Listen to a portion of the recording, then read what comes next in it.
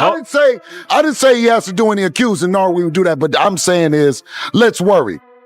If you watch what happened to Devin, Devin just came out and said the damage is done after the fight. You can never go and repair that. So let's be cautious, let's be prepared, and at the very least, join 365 VADA, 365 drug testing like Devin is doing. Just recently, Bill Haney gave Terence Crawford a serious warning ahead of his fight with Canelo Alvarez, a chilling reminder of what can go wrong if you're not fully prepared for this level. After Haney's statement, it became evident that his words held weight. He didn't just praise Crawford. He acknowledged Canelo's size and gave Crawford credit for stepping up. But should Crawford be concerned about more than just the boxing itself? Definitely. The bell hasn't rung yet, but Haney's few words carry deep meaning. In fights like these, the real danger isn't always in the punches. Fans often miss that part. Crawford could be walking straight into the side of the fight that never airs on TV. Even Canelo didn't stay silent. He too delivered a direct warning to Crawford. It was obvious to him that what he did to Billy Joe Saunders could easily repeat itself. Yeah, you watched Saunders fight, right? Which one? The Saunders. Oh, he pissed me off. He pissed me off. Yeah. So it's gonna be almost the same. It's gonna be bad. Yeah, very bad. Oh, wow. Okay. This wasn't just talk. Canelo's mindset is locked in. The way he spoke about that previous fight shows he's bringing the same intensity into this one. When Canelo fights with emotion and memory, he enters a different kind of danger zone. He's not just coming to box, he's coming to break his opponent down. Crawford could be facing the most fired-up version of Canelo we've seen in years. Canelo didn't just throw out big words. He's putting in serious work behind the scenes. His training clearly shows he's fully focused and committed to what's coming.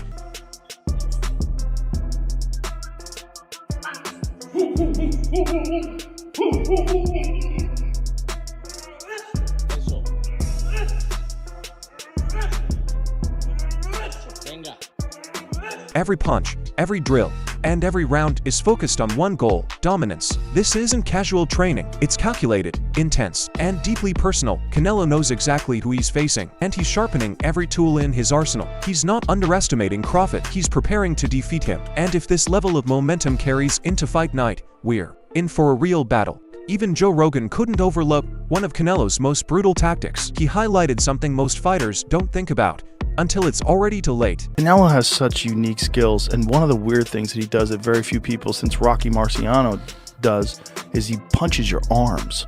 Yes. He brutalizes your... This isn't just a technique. It's both a mental and physical battle. Canelo breaks down his opponents piece by piece, not only with headshots, but also by delivering body blows that have lasting effects. Fighters enter thinking it's just another fight, but soon they can't even raise their arms. That kind of punishment takes a heavy toll quickly, especially in the later rounds. If Crawford isn't ready for this level of pressure, it will become a test of survival rather than skill. Bob Arum didn't hold back either. He revealed something unusual about Canelo this time. It's something far more frightening than just his power or speed. Another brilliant guy. He has the greatest punch resistance in the sport. You know, we talked about it earlier. One knockout in the whole career. Knockdown. And it wasn't a knockdown. And it wasn't really a knockdown in my personal view. So, because he didn't touch the canvas. He's never been on the canvas. And we call it chin. And I think that we kind of missed the point by calling it chin. This is what sets Canelo apart from almost everyone else in the sport. It's not just the power of his punches, but the relentless drive behind them. You can land clean or heavy shots, yet he keeps pressing forward as if nothing phases him. When a fighter's will is backed by such resilience, it becomes a nightmare to face. For someone like Crawford, this kind of unyielding toughness might be the toughest challenge to overcome. And just when you think you know everything about Canelo, Bob Arum reveals something surprising. Part of his routine that explains why his discipline outshines most other boxers. Watch him train at the Equestrian Center, where he would go to the Equestrian Center in the morning and do 2.5 hours of hunter-jumper riding before going to his gym in the afternoon to do 3.5 hours of boxing training. It's not just about strength, it's about control, balance, and mental focus. This kind of training develops reflexes that most fighters overlook. It explains why Canelo moves with such patience and precision in the ring. Every hour he spends outside the ring directly impacts how dangerous he becomes inside it. As the Crawford fight approaches, it's clear he's preparing on a level above the rest. But Bob Arum didn't just mention the training. He explained why it comes so naturally to Canelo. What he revealed shows that Canelo's control and balance were honed long before he ever stepped into the ring. Because he was riding horses since he was a little kid. He was skilled enough to do it. You control the height of the jumps. You say set the jumps at 36 inches or 40 inches. You know what the horse can do. It's all about staying on the horse. This is not simple conditioning. Every D is the result of a lifetime of discipline. Canelo's ability to control his footwork, stay grounded under pressure, and remain calm amid chaos all are connected. Learning to tame a powerful animal at a young age gave him a mental edge that fighters can't replicate in training camps. That's why his composure never falters, even as the pace quickens or the crowd grows louder. This kind of serenity may be his greatest weapon going into the fight against Crawford. On the other hand, Crawford is not the type to be intimidated. He respects Canelo's record but won't get caught up in the hype without showing his true skills. Canelo got a great resume. You know, I'm not going to take it away from him. He's fought a lot of great champions, but, you know, at the age that he fought them in, you know, you know, they was already on a decline, some of them, you know, and when he didn't, you know, you see what happened. You know, he fought Laura, you know, and I thought Laura beat him, you know. He fought, you know, Mayweather. You see what happened. He fought Bivol when he went up and tried to be great like I'm doing. And, you know, he came up short. You know, when he fought my boy from Texas, you know, they gave him problems. But, you know, it is what it is. I got the style. I got the skills. I got the heart. And I'm not going to sit around and, you know, play no games with Canelo. You know, because he's not gonna play no games with me, and it's gonna be a good fight. And I'm excited. Crawford's statements reveal more than just confidence; they are deliberate. He has studied Canelo, identified the patterns, and knows exactly where the weaknesses lie. This is not a fighter chasing a paycheck. He is a man with a plan and something to prove. He isn't seeking respect; he's going to earn it. If Canelo expects this to be an easy victory, he might face a tough night. Crawford's words show he is serious. He believes every claim. A storm is approaching, and both fighters understand. Only one will come out unscathed. But Crawford isn't just making noise. While the media focuses on the spectacle, he's quietly working hard behind the scenes.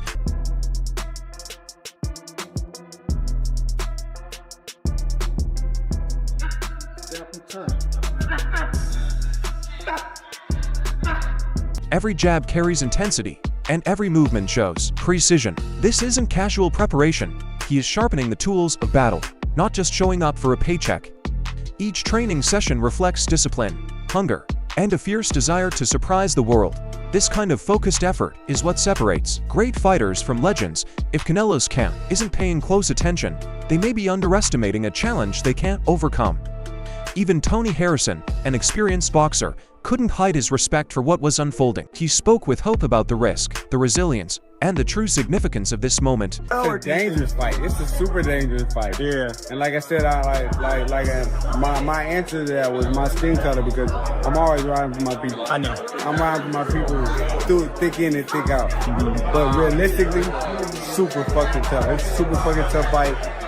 But I like that the best fighter that I think in my generation is daring to be great. Yeah. You know, against the greatest there is to be great against. You know what I'm saying? Moving up, skipping a weight class, going into another weight class to fight the very best. My man, kudos to him. I love it. That's what being a fighter is about. Yeah. Taking those kind of chances. So, yeah. He's been through the rigors, so when he says it's extremely risky, it really resonates. This is more than just a test of skill, it's a trial of willpower, pride, and heritage. Crawford is moving up divisions and stepping straight into the lion's den. Rather than making bold claims, he lets his actions do the talking. When true boxing experts admire a move like this, the world should pay attention, because moments like these separate the good from the great, those who live on in history. But Harrison didn't just hype it up, he analyzed it with pure boxing IQ. He hinted at something deeper: this could be the perfect opportunity to take the shot. But facts is facts. He got his hands full. But when it comes down to timing, I think the time is right. If you was gonna do it, now is the time to do it, because Canelo is slowing down. He doesn't throw as many combinations as he used to. He's definitely still durable. So I don't think Canelo is going. I mean, Crawford is going in there trying to stop Canelo, because that would be idiotic. He's not wrong. Timing is everything in fighting. And if there was ever a moment when Canelo's armor could be slightly cracked, it's now. There are fewer combinations and signs of wear, but the threat remains very much alive. That's what makes this fight so thrilling. It's not a walkover, it's a calculated risk. Crawford isn't entering recklessly, he comes in sharp, focused, and hungry. And just when you think it's all about power, Harrison delivers a sharp jab at perspective. He recalls a battle from the past, one still remembered in boxing history. The Mayweather-Canelo connection isn't accidental, it's a blueprint, a reminder that speed, footwork, and timing can overcome brute strength. Like Floyd, Crawford thrives on making opponents miss, and if Canelo's pace has dropped even slightly, it could be costly. This isn't just technique, it's precision fighting. Harrison sees an opportunity. Crawford doesn't need to overpower Canelo. He just needs to outthink him. With the right strategy, history may simply repeat itself under a new name. Meanwhile, some observers remain skeptical of the Mayweather-Canelo comparisons, believing this fight has its own unique rhythm and a new level of danger. I think it's totally different. I think, Canelo was only 23, he was very young. I think this fight's gonna be great. I do see Crawford maybe pulling it off because he's got good footwork, good speed, but I don't think they're close. I don't similar those two fights, Canelo and Floyd. I think they're just different styles. I mean, Floyd and Crawford. Robert Garcia offers a seasoned perspective, separating hype from reality. He points out that Canelo is not the same fighter he was in his early 20s. He's smarter, bigger, and more calculated. While Crawford brings speed and precision, Robert doesn't compare him directly to Floyd. This isn't about replaying old strategies, it's about creating a new plan in real time. The clash of styles has the potential to make this a truly unique showdown. Lonnie B didn't hold back during the debate over Mayweather comparisons, sharing raw and unfiltered opinions. As a former pro boxer and Mayweather sparring partner, Lonnie made his position loud and clear. I think if Canelo said that, Canelo's punch drunk. To say that Crawford, I don't care what version of Crawford we get, he's not better than Floyd Mayweather. Floyd is special in his own right. I don't think he's the greatest, but I definitely think he's top 5, top 6. You know what I'm saying? Floyd was special, man. Floyd had that it factor. Crawford is good too, but in my personal opinion, Crawford just don't have that sizzle. You know what I'm saying? I think he's been matched right in his career. But Crawford is a dog. He know how to get the job done. But I would never say he's better than Floyd Mayweather. Absolutely not. He saw too many people throwing Mayweather's name around casually. To him, that level of greatness isn't something to be taken lightly. Lonnie described Crawford as a skilled and determined fighter, but Floyd was something special. He had that extra spark, that factor that set him apart even among legends. In Lonnie's opinion, Floyd might not be the undisputed GOAT, but he easily ranks in the top 5 or 6, though he's in a league of his own. Just when it seems that experts are divided along expected lines, Fernando Vargas offers his own unique take. He doesn't analyze it with numbers, but paints an almost comical yet frighteningly accurate picture. I just think, in my opinion, we're gonna see a Tom and Jerry, brother. That's all. Tom and Jerry. We're gonna see a Tom and Jerry right there. Crawford's a little guy, man. My respect. Crawford's a hell of a fighter. Amazing. He can fight in any generation in his respective weight class. That's for a reason. But you think he's gonna stay in band with Canelo? I don't think so. He's gonna try to win the fight, bro. I'm gonna do it. What does Tom and Jerry mean, Fernando? Tom and Jerry is that you're gonna be running, which is you should. It's not running, it's boxing. Yeah. You know what I mean? But I love both of those fighters. I think Canelo's a hell of a fighter, and so is Crawford, and so But of course, you gotta go with Ross. You gotta have your favorite. Canelo's a hell of a fighter. Vargas makes a taunt and Jerry reference not to mock, but to illustrate the upcoming chase. He believes Crawford will be the smart, elusive fighter, probing and moving to make Canelo fight for every inch. Vargas respects both warriors, but doesn't hesitate to reveal where his loyalty lies. There's admiration for talent and a deep, old-school pride in raw Mexican power. He's not just sparking debate, he's setting the tone. Just when the conversation seems to settle into respectful analysis, Lonnie B raises another point that casts doubt on Crawford's jump to 168 pounds.